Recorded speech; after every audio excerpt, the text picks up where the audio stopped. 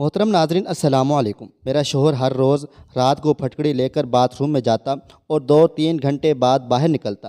میں یہ دیکھ کر بہت حیران ہو جاتی تھی کہ وہ پھٹکڑی کو اپنی جان سے زیادہ سنبھال کر کیوں رکھتا ہے۔ ابھی تک میرے شوہر نے مجھے چھوا تک نہیں تھا اور وہ ہر رات پھٹکڑی لے کر باتھ روم میں چلا جاتا اور میں باہر اس کا انتظار کرتے کرتے سو جاتی۔ ایک دن راز جاننے کے لیے میں نے باتھ روم کی کھڑکی سے جھانکا تو میرے ہوش و حواس اڑ گئے، کیونکہ میرا نام انم ہے، میری عمر 19 سال ہے۔ میرے ماں باپ نے مجھے بہت پیار کیا کرتے تھے اور کیونکہ میں ان کی لاڈلی بیٹی تھی، میں اپنے سب بہن بھائیوں میں سب سے چھوٹی تھی، اس لیے سب مجھے اپنے ماں باپ کے ساتھ ساتھ اپنے بڑے بہن بھائیوں کا بھی بہت زیادہ پیار ملا تھا۔ میرے ماں باپ کا کہنا تھا کہ میں بچپن میں کافی بیمار رہتی تھی اور میرے ماں باپ ہمیشہ میرے ٹھیک ہونے کی دعا کرتے رہتے تھے۔ بچپن میں میرا کافی علاج بھی ہوا تھا، اس لیے مجھ سے میرے گھر میں سارے لوگ بہت زیادہ پیار کیا کرتے تھے۔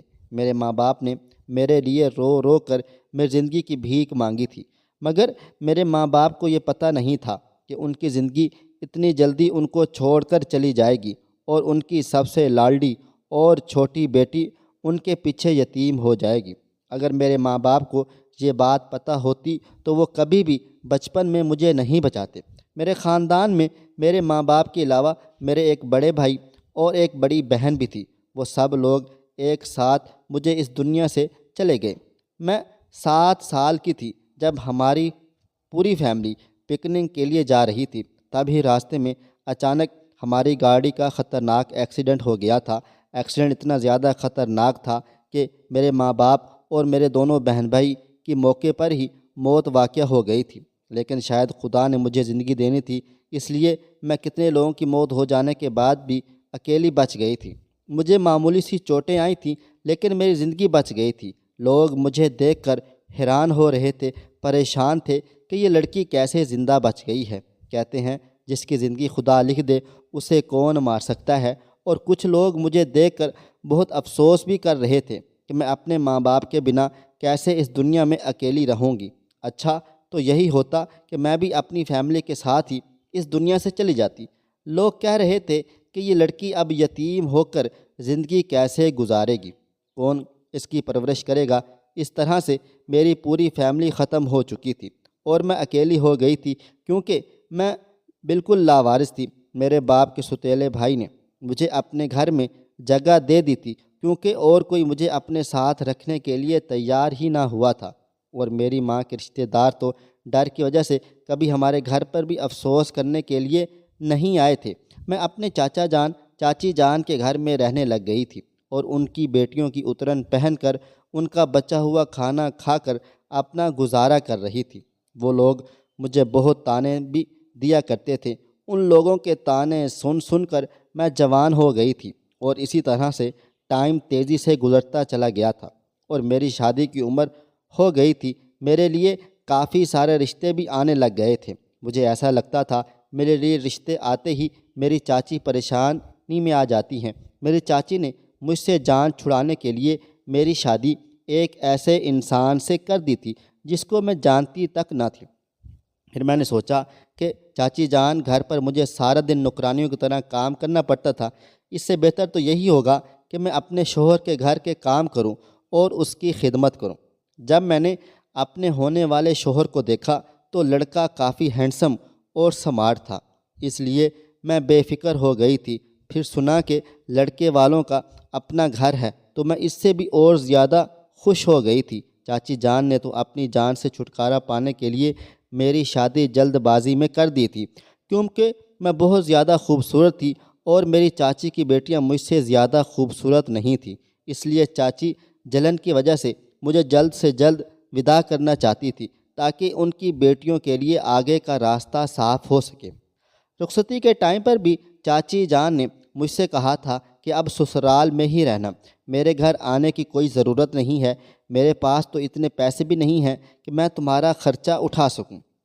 جیسے بھی حالات ہوں تمہیں اپنے سسرال میں ہی رہنا ہے، اور اگر اپنے سسرال میں تمہیں کوئی پریشانی لگے تو چپ چاپ اسے برداشت کرنا، طلاق شدہ بن کر میرے گھر پر آنے کی کوئی ضرورت نہیں ہے۔ چاچی جان کی اس بات نے مجھے بہت زیادہ پریشان کر دیا تھا۔ وہ اس طرح کی باتیں نہ جانے مجھ سے کیوں کر رہی تھیں۔ ابھی تو میری رخصتی بھی پوری نہیں ہوئی تھی اور وہ طلاق تک پہنچ گئی تھیں۔ آخر وہ ایسا کیوں کہہ رہی تھیں؟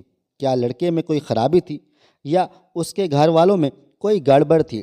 میرے دماغ میں عجیب عجیب طرح کے سوال پیدا ہونے لگ گئے، اور انہی سوالوں کو سوچتے ہوئے جب میں اپنے سسرال رخصت ہو کر چلی گئی تو شادی کی پہلی رات تھی۔ مجھے اندازہ ہو گیا تھا کہ چاچی کی طرف سے کی گئی باتیں کیوں کر رہی تھی، ایسی باتیں جس لڑکی کے شوہر نے شادی کی پہلی رات اس کے ساتھ ازدواجی رشتہ بنانے کی بجائے ساری رات باتھ روم میں ہی گزار دی ہو تو اس کی دماغی حالت کیا ہوگی۔ شرم کی وجہ سے یہ سوال میں اپنے شوہر سے کر بھی نہیں سکتی تھی، کیونکہ میں تو نئی نویلی دلہن تھی، اور نئی نویلی دلہن ایسی بات کہتی کہ انہوں نے ایسا کیوں کیا اور ساری رات باتھ روم میں کیوں رہے تو یہ غلط بات ہو جاتی تھی۔ میں نے سوچا کہ میں تو سو گئی تھی، ہو سکتا ہے کہ وہ بھی آ کر سو گئے ہوں گے، شاید بہت صبح کو دوبارہ باتھ روم میں نہانے کے لیے چلے گئے ہوں گے۔ بس یہی سوچ کر میں نے اپنے دل کو تسلی دے دی تھی، لیکن میری یہ تسلی کسی بھی کام نہیں آئی تھی جب روزانہ کمرے میں میرا شوہر یہی عجیب و غریب حرکتیں کرنے لگا۔ شادی کو 1 مہینہ پورا ہوتے ہی میری ساس نے پوتا پوتی کی رٹ لگا لی تھی۔ میری ساس کو تو یہ بھی نہیں پتہ تھا کہ 1 مہینے میں سے ایک بھی دن اس کے بیٹے نے مجھے ہاتھ تک نہیں لگایا، مجھے چھوا نہیں۔ ان کا بیٹا نہ جانے کن حرکتوں میں مصروف رہتا تھا، اور میں شرم کی وجہ سے یہ بات کسی سے بھی نہیں کہہ سکتی تھی۔ 1 مہینے کے بعد جب میں چاچی جان سے ملنے ان کے گھر پر گئی تو چاچی جان مجھے دیکھ کر پریشان ہو گئی تھیں۔ ایک دم سے انہوں نے مجھ سے سوال کیا کہ کیا میں اپنا گھر بار تو چھوڑ کر نہیں آئی ہوں؟ چاچی جان کے سوال پر میں نے بڑی حیرت سے ان کی طرف دیکھا تھا۔ میری رخصتی کے ٹائم پر بھی ان کا سلوک میرے ساتھ یہی تھا، اور اب میں پورے 1 مہینے کے بعد ان سے ملنے کے لیے آئی تھی، تب بھی وہ میرے ساتھ ایسی ہی کچھ عجیب و غریب سی باتیں کر رہی تھیں۔ میں نے چاچی جان سے کہا، میں نہیں تو صرف آپ سے ملنے کے لیے آئی ہوں، یہاں پر آئی ہوں۔ مجھے ان کی بات سے بہت زیادہ دکھ پہنچا تھا۔ میں نے اپنا سارا بچپن اور لڑکپن اس گھر میں ہی گزارا تھا، مجھے اس گھر سے بہت زیادہ لگاؤ تھا۔ کیا میرا اتنا بھی حق نہیں بنتا تھا کہ میں اس گھر میں اپنے چچا چچی سے ملنے کے لیے بھی کبھی کبھی آ جاؤں؟ میں اداس ہو کر اپنے گھر کو واپس آ گئی تھی اور ادھر دیکھا کہ میرا شوہر پھٹکڑی اٹھا کر باتھ روم میں جا رہا تھا۔ اپنے شوہر کو تو میں کبھی دکھائی ہی نہیں دیتی تھی۔ میں اس گھر میں اپنے شوہر کے لیے بس معمولی سی کوئی چیز تھی۔ وہ اپنی بیوی سے زیادہ پھٹکڑی سے محبت کرتا تھا۔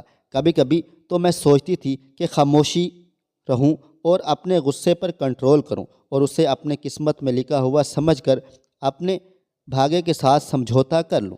پھر اگلے ہی پل مجھے یاد آتا میں کیوں خاموش رہوں، اور مجھے تو بالکل اپنے شوہر کا سارا سچ دنیا کے سامنے لانا چاہیے، مگر ایسا تو میں صرف اپنے خوابوں میں ہی کر سکتی تھی۔ حقیقت میں تو مجھے پریشانی ہونے کے علاوہ اور کوئی دوسرا کام بھی نہیں آتا تھا۔ اب میں نے خود کو گھر کے کاموں میں مصروف رکھنا شروع کر دیا تھا۔ میں زیادہ سے زیادہ اپنے آپ کو مصروف رکھنے کی کوشش میں لگی رہتی تھی۔ اب میرا سارا دھیان گھر والوں کے کپڑے دھونا، کھانا بنانا اور گھر کی صاف ستھرائی کرنے میں ہی لگا رہتا تھا۔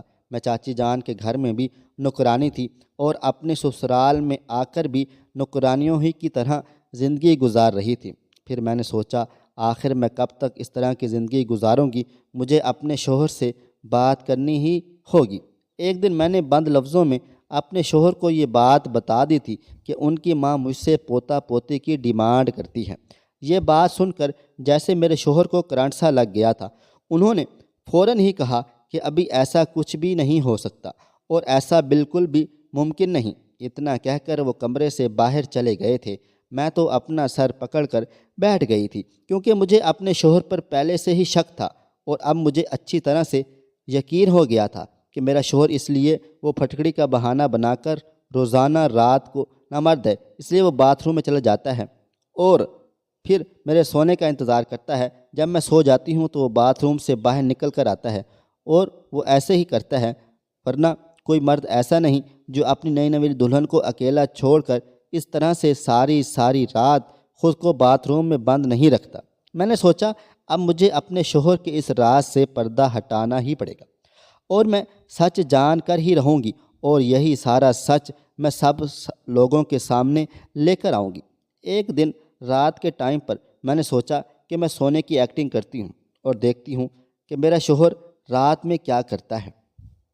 میں نے آج اپنے شوہر سے کہا تھا کہ مجھے بہت زیادہ نیند آ رہی ہے اور میری طبیعت بھی ٹھیک نہیں ہے، میرا سر درد سے بری طرح پھٹا جا رہا ہے، اس لیے وہ مجھے جگانے کی کوشش نہ کرے۔ میری یہ بات سن کر تو میرے شوہر کے چہرے پر عجیب سی مسکراہٹ تھی، جیسے کہ انہیں انتظار ہو میں جلدی سے سو جاؤں۔ میرے شوہر نے مجھ سے کہا، ٹھیک ہے، اگر تمہاری طبیعت ٹھیک نہیں تو تم جلدی سے سو جانا، میں بالکل بھی تمہیں تنگ نہیں کروں گا، ڈسٹرب نہیں کروں گا۔ اس نے کمرے کی لائٹ بند کر دی تھی اور کمرے سے باہر نکل گیا تھا۔ یہ سچ تھا کہ مجھے لیٹتے ہی نیند آ جاتی تھی، کیونکہ میں سارا دن بہت کام کرتی تھی اور تھکان سے چور ہو کر جب میں اپنے بستر پر سونے کے لیے لیٹ جاتی تو مجھے فوراً ہی نیند آ جاتی تھی۔ لیکن میں آج بہت کوشش کر رہی تھی کہ میں جاگتی رہوں، لیکن نیند پر کوئی بس نہیں تھا۔ آج میں نے سوچا کہ دن میں جب میرا شوہر گھر پر تھا تو میں نے ان سے کہا تھا کہ میری طبیعت ٹھیک نہیں اور میں سونا چاہتی ہوں، تو انہوں نے مجھ سے کہا، ہاں ٹھیک ہے، گھر کا کام کاج کوئی بھی کر لے گا، تم آرام سے سو جاؤ، سکون کرو۔ میری ساس کو لگا کہ میں پریگننٹ ہوں اور میری طبیعت ٹھیک نہیں، اس لیے میں آرام کر رہی ہوں، اور میری ساس نے مجھے کسی کام کے لیے نہیں کہا، ورنہ تو مجھے آرام کرنے کا موقع ہی نہیں ملتا تھا۔ میں نے نیند دن میں ہی پوری کر لی تھی، میں جی بھر کے سوئی تھی تاکہ میں رات کو دیر تک جاگ سکوں۔ میں لگ بھگ 1 گھنٹے تک اپنے شوہر کا انتظار کرتی رہی تھی۔ 1 گھنٹے کے بعد جب میرے شوہر کمرے میں آئے تو میں ایسی ہو گئی جیسے میں گہری نیند میں سو رہی ہوں۔ میں نے دیکھا کہ وہی پھٹکڑی والا تھیلا لے کر باتھ روم میں چلے گئے تھے۔ جب انہوں نے باتھ روم کا دروازہ بند کر دیا تو میں فوراً ہی اٹھ گئی تھی۔ مجھے ڈر نہیں تھا کہ اب وہ آئیں گے، کیونکہ مجھے پتہ تھا، معلوم تھا کہ اب وہ کافی دیر تک باہر آنے والے نہیں ہیں۔ میں گھر کی پچھلے والے حصے کی طرف جانے لگی تھی اور چوروں کی طرح آہستہ آہستہ کھڑی ہوئی تھی، جہاں پر باتھ روم کی کھڑکی بھی تھی، لیکن باتھ روم کی کھڑکی بہت اونچائی پر موجود تھی اور اس کھڑکی سے میں اندر تک نہیں دیکھ سکتی تھی، کیونکہ کھڑکی کی اونچائی کے حساب سے میرا قد بہت چھوٹا رہ گیا تھا۔ لیکن میں جلدی سے جا کر ایک کرسی لے آئی اور میں نے وہ کرسی رکھی اور اس کرسی پر کھڑی ہو گئی تھی۔ اس رات کے 2 بج رہے تھے اور گھر کے سارے لوگ سو چکے تھے، کسی کی بھی مجھ پر نظر نہیں پڑ سکتی تھی، مگر مجھے پھر بھی بہت ڈر لگ رہا تھا اور ڈر کی وجہ سے میرا بدن کانپ رہا تھا۔ میں وہ کرسی اٹھا کر کھڑکی کے قریب آئی اور کرسی پر چڑھ کر کھڑکی کے اندر دیکھنے لگی۔ آخر میرا شوہر اتنی دیر تک باتھ روم میں کیا کرتا ہے؟ میں اپنے ہاتھ پیر کانپنے کی وجہ سے مجھے ایسے لگ رہا تھا کہ میں ٹھیک سے کھڑی نہیں ہو پا رہی، ایسا نہ ہو کہ میں گر جاؤں۔ میں نے اپنے اندر ڈھیر ساری ہمت پیدا کی اور چیئر کے اوپر کھڑی ہو گئی، لیکن جیسے ہی میں نے باتھ روم کی کھڑکی کی جانب جھانکا تو سامنے کا نظارہ دیکھ کر میری آنکھوں کے سامنے اندھیرا چھانے لگا تھا۔ میں چیئر سے گرتے گرتے بچ گئی تھی۔ یہ میرا شوہر کیسا کام کر رہا تھا پھٹکڑی کے ساتھ؟ آخر یہ سب کچھ کیا ہو رہا تھا؟ میرے شوہر کا دماغ تو ٹھیک تھا۔ میں نے بڑی مشکل سے خود کو سنبھالا اور واپس اپنے کمرے میں چلی آئی۔ کمرے میں آتے ہی میری آنکھوں میں آنسو آ گئے تھے اور میں پھوٹ پھوٹ کر زاروں قطار رونے لگ گئی تھی۔ مجھے اپنی قسمت پر رونا آ رہا تھا، کیونکہ آج میرے شوہر کی اصلیت کھل کر میری آنکھوں کے سامنے آ گئی تھی۔ آج تک میرا شوہر میرے قریب کیوں نہیں آیا تھا؟ اب مجھے یہ بات اچھی طرح سے سمجھ آ گئی تھی، تو وہ یہ وجہ تھی کہ جس کی وجہ سے میرا شوہر مجھ سے دور دور رہتا تھا۔ اب مجھے یقین ہو گیا تھا کہ میری چاچی جان میرے شوہر کی اصلیت کو اچھی طرح سے جانتی تھی، اس لیے وہ مجھ سے اس طرح کی باتیں کیا کرتی تھیں۔ انہوں نے جان بوجھ کر مجھے اس جہنم میں دھکیلا تھا، ورنہ میرے لیے رشتوں کی کوئی کمی نہ تھی۔ میں بہت زیادہ خوبصورت تھی، جس کی وجہ سے لوگ مجھے دیکھتے ہی پسند کر لیا کرتے تھے، اور چاچی جان کو صرف اسی بات کا ڈر تھا کہ کہیں مجھے ان کی بیٹیوں سے زیادہ اچھا رشتہ نہ مل جائے، اس لیے انہوں نے میری شادی اس آدمی کے ساتھ کروا دی تھی۔ میں نے سوچ لیا تھا کہ میں کبھی بھی اپنی چاچی جان کو معاف نہیں کروں گی، ان کو مرنے کے بعد تو خدا کے سامنے جواب دینا ہی پڑے گا۔ اور میں یہ بھی جان گئی تھی کہ میری ساس اور میرے سسرال کے سارے لوگ میرے شوہر کی اس حرکت کے بارے میں نہیں جانتے تھے، کیونکہ میرے سسرال کے سارے لوگ اپنی اپنی زندگیوں میں مصروف تھے، مگن تھے۔ کسی کو بھی اتنی فرصت نہیں تھی کہ وہ کسی کی زندگی میں جھانک کر دیکھے کہ وہ کیا کر رہا ہے اور کس لیے کر رہا ہے۔ صرف یہی وجہ تھی کہ جو میرے شوہر پر آج تک کسی نے نظر رکھی تھی، بس ان کی شادی کروانا اپنا فرض سمجھا تھا، اور ایسے انسان سے میری شادی کروا کے میری زندگی کو تباہ و برباد کر دیا تھا۔ زیادہ تر والدین کو ایسا لگتا ہے کہ وہ اپنی اولاد کی شادی کروانے کے بعد اپنی ساری ذمہ داریوں سے فری ہو جاتے ہیں، بس ہر حال میں شادی کر دیتے ہیں، یہ بات جانے بنا کہ ان کا بیٹا شادی کرنے کے لائق بھی ہے یا نہیں۔ بس کسی بھی لڑکی کے پہلے اپنے لڑکے کو باندھ کر اس معصوم لڑکی کی زندگی کو تباہ و برباد کر دیتے ہیں، اور لڑکا اپنی بدنامی ہونے کی وجہ سے کسی کو بتاتا بھی نہیں کہ مجھے کیا پریشانی ہے، کیا مسئلہ مسائل ہیں، میں نامرد ہوں اور میں شادی کرنے کے قابل نہیں ہوں۔ اسی وجہ سے مجھ جیسی لاوارث اور معصوم لڑکیاں در در کی ٹھوکریں کھا کر ایسے آدمیوں کی قسمت میں آ جاتی ہیں اور ساری زندگی اپنا منہ بند کر کے زندگی گزارتی رہتی ہیں۔ اور اس ٹائپ کی لڑکی نہیں تھی میں، چپ رہنے والوں میں سے بالکل بھی نہیں تھی۔ خاموش رہ کر مجھے کوئی انعام تو ملنا نہیں تھا، ساری عمر مجھے بچے نہ ہونے کے طعنے دیتے رہتے، بلکہ میرے سسرال تھوڑی نہ کوئی اور مجھے بانجھ کہا جاتا۔ میں سوچ سوچ کر بہت آگے نکل آتی تھی، اور اب یہ پریشانی تھی کہ میں کیا کرتی اور کہاں جاتی۔ میرے پاس تو اپنا سر چھپانے کے لیے کوئی دوسری جگہ بھی موجود نہ تھی، اور ادھر چاچا کے گھر میں چاچی جان نے مجھے ان کے گھر پر جانے سے بھی منع کر دیا تھا۔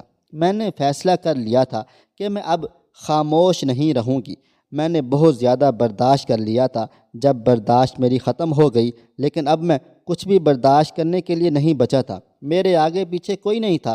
اس کا کیا مطلب کہ میرا شوہر مجھے دھوکے میں رکھتا؟ میں انتظار میں تھی کہ میرا شوہر باتھ روم سے باہر آ جائے گا۔ بہت دیر کے بعد جب میرا شوہر باتھ روم سے آیا تو مجھے جاگتا ہوا دیکھ کر وہ چونک گیا تھا۔ میں نے غصے سے اپنے شوہر کا گریبان پکڑ لیا اور اس سے چیختے چلاتے ہوئے کہا، آخر تم نے میرے ساتھ ایسا کیوں کیا، اور تم نے ساری سچائی مجھ سے کیوں چھپائی؟ میرا شوہر ایک دم انجان بن گیا۔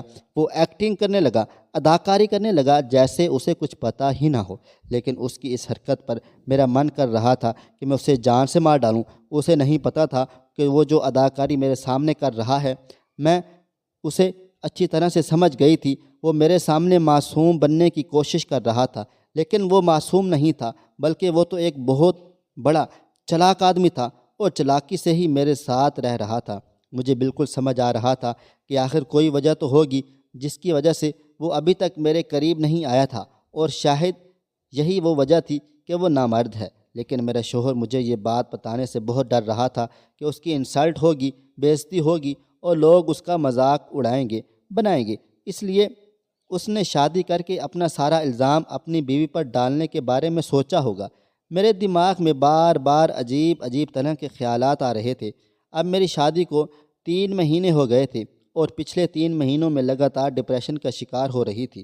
آج جب میں اپنے شوہر کا گریبان پکڑ کر اسے سوال کر رہی تھی تو وہ حیرت سے مجھے دیکھ رہا تھا، جیسے کہ اسے یقین نہیں آ رہا تھا کہ میں نے اس کا جھوٹ پکڑ لیا ہے۔ وہ حیران و پریشان ہو کر بس مجھے دیکھے ہی چلے جا رہا تھا۔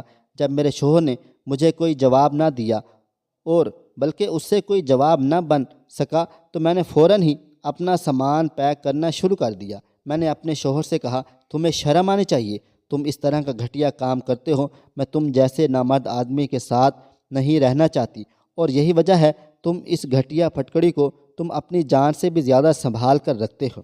میرا شوہر اب بھی حیران سا کھڑا میری ساری باتیں خاموشی سے سن رہا تھا، مگر ایسا لگ رہا تھا جیسے وہ میری باتوں کو سمجھ نہیں پا رہا تھا، اور وہ کافی اداس لگ رہا تھا۔ میں نے اس کی ساری باتوں کو جان چکی ہوں۔ میں اپنے شوہر کو حیران اور پریشان دیکھ کر اپنا سامان پیک کر کے دروازے کی طرف جانے لگی تھی، اور گھر سے باہر نکل گئی تھی۔ سارے گھر والے سو رہے تھے۔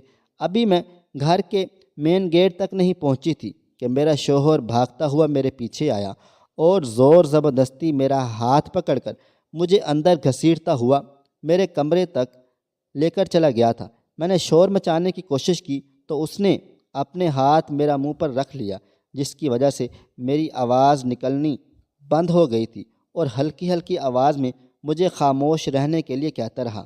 وہ مجھے کمرے میں لے کر آ گیا اور بیڈ پر بیٹھنے کے بعد اس نے کمرے کے دروازے کو اندر سے بند کر لیا۔ مجھے اپنے شوہر پر بہت زیادہ غصہ آ رہا تھا۔ میں ایک دم دروازے کی طرف جا رہی تھی مگر اس نے مجھے پکڑ کر بیڈ پر پٹخ دیا اور کہنے لگا، یہ کیا تماشا لگا رکھا ہے؟ تمہیں میری بات ایک بار بھی سمجھ نہیں آتی کہ میں نے تمہیں کہا کہ خاموش رہو؟ بس ایک بار تسلی سے بیٹھ کر میری ساری باتیں سن لو۔ اس ٹائم تم رات کے اتنے اندھیرے میں کہاں پر جاؤ گی؟ کیا تم لوگوں کو ہمارے بارے میں باتیں بنانے کا موقع دینا چاہتی ہو؟ اپنے شوہر کی کہی ہوئی بات پر میں اور بھی زیادہ غصہ کرنے لگی۔ میں نے کہا، تمہیں کیا لگتا ہے تم لوگوں سے سچ چھپا کر رکھو گے؟ سچ زیادہ دن تک چھپ نہیں سکتا اور دنیا والوں کے سامنے آ ہی جاتا ہے کہ تم شادی کے لائق نہیں ہو اور تم ایک نامرد ہو۔ میں یہ ساری بات دنیا کو بتانا چاہتی ہوں کہ تم نامرد ہو اور تم نے میری زندگی کے ساتھ کھلواڑ کر دیا ہے۔ میں تمہیں کبھی بھی معاف نہیں کروں گی۔ میں اپنے ہوش و حواس کھو بیٹھی تھی اور جو میرے منہ میں آ رہا تھا میں کہے چلی جا رہی تھی۔ میری اتنی باتیں سن کر میرے شوہر نے میرے منہ پر ایک زوردار تھپڑ مار دیا۔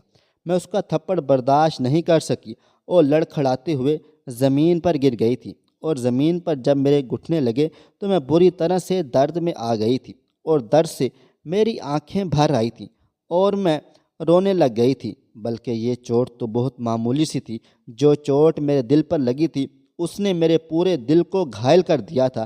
میں چونک گئی تھی اور پریشانی سے اپنے شوہر کی طرف دیکھنے لگی۔ مجھے اس بات کی امید بالکل بھی نہیں تھی کہ میرا شوہر آخر مجھ پر بھی ہاتھ اٹھا سکتا ہے۔ اگلے ہی پل تھپڑ کا درد بھلا کر اپنے شوہر کے سامنے آ کر کھڑی ہو گئی اور کہنے لگی، تمہارے تھپڑ مارنے پر بھی میں اس گھر میں اب اور نہیں رہ سکتی۔ میں نے بھی چلا کر اپنے شوہر سے بات کرنا شروع کر دیا تھا اور میرے شوہر نے پھر سے کہا، ہلکی آواز میں بات کرو ورنہ سارے گھر والے جاگ جائیں گے۔ میرے شوہر کو بھی بہت غصہ آ رہا تھا اور اس کی آنکھوں سے غصے بھرے صاف دیکھے جا سکتے تھے۔ میرے شوہر کے تاثرات نے کہا، تم جیسا سوچ رہی ہو ویسا کچھ بھی نہیں ہے۔ شاید تمہیں کوئی غلط فہمی ہو گئی ہے۔ میں نامرد نہیں ہوں، تم اپنے دماغ سے سوچنا بند کر دو۔ میں نامرد نہیں ہوں بلکہ میں ایک بہت بڑی بیماری کا شکار ہوں، جس کی وجہ سے کسی نے مجھے یہ علاج کرنے کے لیے بتا دیا تھا کہ میں پھٹکڑی کے استعمال سے جلد صحت مند ہو جاؤں گا۔ پہلے تو میں بالکل ٹھیک ٹھاک تھا، لیکن پچھلے 6 مہینوں سے میرے شریر میں بری طرح سے کھجلی ہو رہی تھی اور آہستہ آہستہ بدبو بھی پیدا ہونے لگ گئی تھی، اور اسی وجہ سے میرے قریب کوئی بھی نہیں آتا تھا اور میں نے اپنی اس بیماری کا ہر طرح سے علاج کیا، بڑے سے بڑے ڈاکٹر کو دکھایا اور کافی ساری مہنگی دوائیوں کا بھی استعمال کیا، نیٹ سے دیکھ کر ہر گھریلو ٹوٹکا بھی استعمال کر لیا، لیکن مجھے صرف نارمل سا ہی فائدہ ہوتا تھا۔ مگر اب یہ میری بیماری کافی حد تک بڑھ گئی تھی اور مجھے بہت زیادہ پریشانی کا سامنا کرنا پڑتا تھا۔ کافی بڑے بڑے ڈاکٹرز کو دکھایا تو انہوں نے بتایا کہ میرے خون میں انفیکشن ہو گیا ہے۔ کچھ سالوں پہلے جب میری طبیعت بہت زیادہ خراب ہوئی تھی تو مجھے خون کی بوتل کی اشد ضرورت پڑ گئی تھی۔ تب ڈاکٹر صاحب کے کہنے پر مجھے ایک آدمی نے خون دیا تھا، تبھی ہی سے میں اس بیماری کا شکار ہو گیا ہوں۔ ڈاکٹر صاحب کا کہنا ہے کہ اس آدمی کے خون میں الرجی تھی، اس لیے میرے خون میں بھی انفیکشن ہو گیا ہے اور میری ساری باڈی پر الرجی ہو گئی ہے۔ اس آدمی کا خون مجھے راس نہیں آیا اور تبھی ہی سے میں اس حال میں ہوں۔ ڈاکٹر صاحب نے بتایا کہ اگر آپ کسی کے قریب جاؤ گے تو آپ کی بیماری کسی دوسرے کو بھی لگ سکتی ہے، اس لیے میں تمہارے قریب نہیں آتا تھا۔ پھٹکڑی کا استعمال کرنے سے مجھے کچھ گھنٹوں کے لیے سکون مل جاتا تھا، مگر پریشانی صرف الرجی کی ہی نہیں تھی، ایک پریشانی اور بھی تھی کہ اگر میں تمہارے قریب آتا تو میری ہی بیماری تمہیں بھی لگ سکتی تھی۔ یہ کوئی معمولی یا عام بیماری نہیں ہے بلکہ بہت بری طرح پھیلنے والی بیماری ہے۔ میں تمہیں بھی اپنے جیسا نہیں کرنا چاہتا تھا۔ میرا علاج تو کافی ٹائم سے چل رہا تھا، لیکن دھیرے دھیرے میری پریشانی بڑھتی ہی چلی جا رہی تھی۔ مجھے کسی نے ایک مشہور حکیم صاحب کے بارے میں بتایا تو میں اس کے کہنے پر ان کے پاس چلا گیا تھا۔ میں نے جب حکیم صاحب سے ملاقات کی تو انہوں نے میرا اچھی طرح سے چیک اپ کیا اور مجھے یقین دلایا کہ میں جلد ہی ٹھیک ہو جاؤں گا۔ اس نے میرا علاج شروع کر دیا تھا اور ادھر میرے گھر والوں نے میری شادی کا ہنگامہ کیا ہوا تھا، کیونکہ میری بہن ایک لندن سے آئی ہوئی تھی اور اس کی شادی میں شرکت بہت زیادہ ضروری تھی، اس لیے میری شادی کرنا ضروری ہو گیا تھا، کیونکہ وہ پھر کچھ سالوں تک میری بہن کا یہاں آنا ممکن نہیں تھا۔ میں نے اپنے ماں باپ کو بہت انکار کیا کہ میں ابھی شادی کرنے کے لیے تیار نہیں ہوں، لیکن میری کسی نے ایک نہیں سنی اور میری شادی کی ڈیٹ بھی مجھ سے پوچھے بنا ہی طے کر دی تھی، اور اسی طرح ہماری شادی بھی ہو گئی۔ جب میں حکیم صاحب کے پاس گیا اور میں نے ان کو بتایا کہ اب میری شادی ہونے والی ہے، تو انہوں نے کہا کہ ابھی 2-3 مہینے تک تمہاری شادی نہیں ہونی چاہیے تھی۔ جب تک علاج پورا نہیں ہو جاتا، کورس مکمل نہیں ہو جاتا، تب تک تمہیں کسی کے قریب بھی نہیں جانا۔ میں اپنے فیملی کے ہر ممبر سے دوری بنا کر ہی بات کیا کرتا تھا اور نہ ہی میں ان لوگوں کے ساتھ اٹھتا بیٹھتا تھا۔ فی الحال میری شادی کی ڈیٹ تو فکس ہو گئی تھی۔ حکیم صاحب نے بتایا کہ تمہیں اتنا کرنا ہوگا کہ جب تک علاج پورا نہیں ہو جاتا تو تمہیں اپنی بیوی سے بھی دوری بنائے رکھنی ہوگی۔ میں حکیم صاحب کی باتیں سن کر بہت زیادہ پریشان ہو گیا تھا۔ انہوں نے کہا کہ تمہاری پریشانی کا اور اس کا کوئی حل نہیں، اس لیے تمہیں سب سے پہلے اچھی طرح سے صحت مند ہونا ہوگا اور اپنی بیماری کو ٹھیک کرنا ہوگا، پھر آرام سے ساری زندگی تمہیں اپنی بیوی کے ساتھ رہنا ہے۔ کیونکہ حکیم صاحب کے علاج سے مجھے بہت زیادہ فرق ہونے لگا تھا اور میں خود کو کافی حد تک ٹھیک محسوس کر رہا تھا، اس لیے مجھے حکیم صاحب کی باتیں ماننی پڑی تھی، اور میں نے سوچا تھا کہ شادی کرنے کے بعد میں تمہیں ساری حقیقت بتا دوں گا، مگر نہ جانے کیوں مجھے تم سے کچھ بھی کہنے کی ہمت نہیں ہوتی تھی، اور بس یہی میری سب سے بڑی غلطی تھی، جس کی وجہ سے تم مجھے غلط سمجھ بیٹھی اور مجھے غلط سمجھنے پر مجبور ہو گئی تھی۔ میں نے پھٹکڑی سے ہی تمہارا علاج ہو سکا گیا، اس لیے میں اب تمہارے قریب نہیں آتا تھا، اور آج تک میں نے تمہارے قریب بیٹھ کر تم سے بات کرنے کی کوشش بھی نہیں کی تھی، اور ہر روز میں پھٹکڑی گھر پر لے کر آتا تھا اور روزانہ میری نئی پھٹکڑی سے علاج ہوتا تھا۔ اس لیے میں پاگلوں کی طرح پھٹکڑی کی حفاظت کیا کرتا تھا تاکہ میں جلدی سے جلدی ٹھیک ہو جاؤں اور ایک نارمل زندگی جی سکوں، اور تمہیں بتا سکوں کہ میں تمہارے ساتھ وقت گزارنے کے لیے کتنا تڑپ رہا تھا، کتنا بے چین تھا۔ میری پریشانی سے تو کسی کو نظر نہیں آتی، مگر اندر ہی اندر مجھے اپنی پریشانی بہت زیادہ بے چین کیا ہوا تھا۔ مجھے معاف کر دو، میں تم سے معافی مانگتا ہوں، میں نے تم پر ہاتھ اٹھایا اور اپنی یہ سچائی تم سے اتنے دنوں تک چھپا کر رکھی۔ میرا شوہر بہت شرمندہ لگ رہا تھا۔ مجھے اپنے پتی کی باتوں پر یقین ہو گیا تھا، کیونکہ ان کی آنکھوں سے لگاتار آنسو نکل رہے تھے، بہہ رہے تھے، ان کے چہرے سے سچائی صاف صاف نظر آ رہی تھی۔ میں نے اپنے شوہر سے کہا، آپ اگر مجھے اس بارے میں پہلے ہی بتا دیتے تو میں پچھلے 3 مہینوں سے اتنا پریشان نہ ہوتی۔ میرے دماغ میں تو طرح طرح کی باتیں آنے لگ گئی تھیں۔ میرے علاوہ کوئی اور بھی ہوتا تو شاید آپ کے بارے میں ہی ایسا سوچتا، اور تمہاری کچھ حرکتیں ایسی تھیں جس کی وجہ سے مجھے ایسا لگا تھا کہ تم مجھے دھوکہ دے رہے ہو، اور میں بھی اب آپ سے معافی مانگتی ہوں۔ میں نے آپ کے ساتھ بہت بدتمیزی کی اور آپ کو نہیں سمجھا۔ میں نے بہت زیادہ شرمندہ ہو کر اپنے شوہر سے معافی مانگ لی اور انہیں یقین دلایا کہ میں ہمیشہ آپ کا ساتھ دوں گی، اور جب تک آپ پوری طرح سے ٹھیک نہیں ہو جاتے میں آپ کا پورا خیال رکھوں گی۔ وہ دن ہے اور آج کا دن ہے۔ میں اور میرے شوہر ہمیشہ ایک دوسرے کے ساتھ ہیں، اور خدا کی بہت بڑی مہربانی ہے کہ آہستہ آہستہ میرے شوہر کی بیماری بھی جڑ سے ختم ہو گئی، اور میرے شوہر اب بالکل ٹھیک ٹھاک ہیں، اور ہم میاں بیوی ایک دوسرے کے ساتھ بہت اچھی زندگی اور ہنسی خوشی والی زندگی گزار رہے ہیں۔ کبھی کبھی ہم چھوٹی موٹی باتوں کا ایشو بنا لیتے ہیں، حالانکہ وہ سب ایشو حل ہو سکتے ہیں۔ بہت سی ایسی چھوٹی موٹی غلط فہمیاں ہیں جو گھروں کو تباہ و برباد کر کے رکھ دیتی ہیں۔ ہمیں اپنے ہمسفر کو اچھی طرح سے سمجھنے کی کوشش کرنی چاہیے، لیکن ہم تو صرف اپنے بارے میں ہی سوچتے ہیں۔ ہم نہیں جانتے کہ سامنے والے کے دل کا حال کیا ہے اور وہ کسی پریشانی سے گزر رہا ہے۔ اگر ہم کسی کی پریشانی کو سمجھ سکیں تو ہم اس کا ساتھ دے کر اسے کامیاب بنا سکتے ہیں اور اس کی پریشانی کو جڑ سے ختم کر سکتے ہیں۔ میں خدا سے دعا کرتی ہوں کہ خدا ہم سب لوگوں کو سوچنے اور سمجھنے کی ہمت، اور طاقت دے اور ہمیں صحیح فیصلہ کرنے کی سمجھ دے۔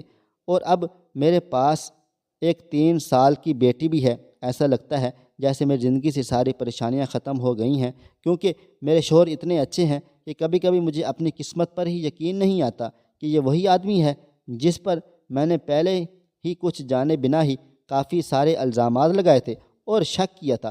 اب میں اپنی پوری فیملی کے ساتھ بہت زیادہ خوش و خرم ہوں۔ بہترین ہم سفر کی سب سے بڑی خاصیت یہ ہے کہ وہ آپ سے اختلاف اور ناراضگی کے باوجود بھی آپ کا خیال رکھنا اور فکر کرنا نہیں چھوڑتا۔ میاں بیوی کا رشتہ ناراضگی اور خفگی میں بھی دل میں سلامتی اور ایک دوسرے کی خیر مانگتا ہے، اور معافی تلافی کے بغیر ہی رشتہ پھر سے پہلے جیسا تر و تازہ ہو جاتا ہے، کیونکہ اس رشتے میں رب کی رضا ہوتی ہے، ماں باپ کی دعائیں شامل ہوتی ہیں۔ ہمارے ایک دوست کا کہنا ہے کہ جوانی میں بیوی ایک آنکھ نہ بھاتی تھی، مرد آخر مرد ہے، دل میں خیال آتا تھا اگر یہ مر جائے تو میں دوسری شادی کر لوں۔ اب اس بڑھاپے میں ہر نماز کے بعد دعا مانگتا ہوں، یا اللہ اسے سلامت رکھنا، یہ مر گئی تو میں در بدر ہو جاؤں گا، مجھے تو کوئی پانی بھی نہیں پوچھے گا، مجھے پہلے لے جانا مگر اسے سلامت رکھنا۔ یہ ہوتا ہے بیوی کا پیار، بیوی کی محبت، بیوی کی خدمت سنگ دل انسان کو بھی موم بنا دیتی ہے۔ اللہ تعالیٰ سے دعا ہے کہ تمام دوستوں کی زندگی میں خوشیاں اور آسانیاں پیدا فرمائے، آمین ثم آمین یا رب العالمین۔ خواہش صرف اتنی ہے کچھ الفاظ لکھوں جس سے کوئی گمراہی کے راستے پہ جاتے جاتے رک جائے، اور نہ بھی رکے تو سوچ میں ضرور پڑ جائے۔ پیارے دوستو، امید کرتا ہوں کہ آپ کو یہ ہماری کہانی پسند آئی ہوگی۔ ہماری کہانی پسند آئی ہو تو اس ویڈیو کو لائک کریں، شیئر کریں، کمنٹس کرنا بالکل بھی نہ بھولیں۔ اور ہاں، اگر آپ لوگ اس چینل پر نئے ہیں، اس چینل کو سبسکرائب ضرور کر لیں اور نوٹیفیکیشن کو ضرور دبائیں تاکہ آنے والی کہانی سب سے پہلے آپ کو مل سکے۔ ملتے ہیں کل ایک نئی اور دلچسپ کہانی کے ساتھ، تب تک اپنا ڈھیر سارا خیال رکھیے گا۔ اللہ حافظ۔